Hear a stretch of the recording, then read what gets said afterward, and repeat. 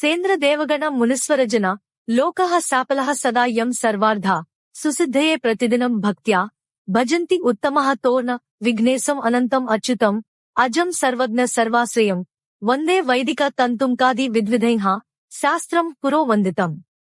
నా పరమారాధ్యమైన శ్రీమాన్ అచ్యుతాయ అజ్ఞేయమైన అనంత జ్ఞనలు మరియు అసిమిత పరమేశ్వరుడిగా వాల్గులను నాశనపరుడు సకల అవధూతములను రక్షించేవాడారు మూల వేదిక సారథి అయినా అతను దేవతలింటి మొదటి ఋషుల ప్రముఖుడు ఇంద్ర నాయకత్వమును పొందిన మరియు వివిధ గ్రహ వ్యవస్థల ప్రముఖుల ద్వారా పూజించబడేవాడుగా జీవితంలో అన్ని రకాల పూర్ణతను పొందడానికి సాధారణంగా ఆరాధించబడుతున్నాడు. నారాయణం నమస్కృత్య నరం చావ నరోత్తమం దేవీం సరస్వతీం చానా తతో జయం ఉదీరయేత్. ఈ కల్కి పురాణాన్ని పఠిస్తుంటే యావనైనా గెలవే లక్షణంగా ఆ సమయంలో వ్యక్తిత్వంగా నారాయణానికి నర నారాయణ ఋషికి అధిక మనస్సుని కలిగిన మాతృ సరస్వతికి మరియు శ్రీల వ్యాసదేవకి ఆదరపెట్టాలి.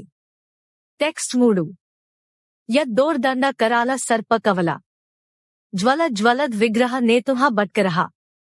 శ్రీ కల్కి పురాణ వల దండదాతాద్ భూపాత్ క్షితి క్షోభకాధ సస్వత్ సైంధవ వాహనో ద్విజ జాన్యః కల్క్యః పరాత్మా హనః పారత్మ్యా యుగాదికృత్స భగవాన్ ధర్మ ప్రవృత్త్యః పుణ్యః.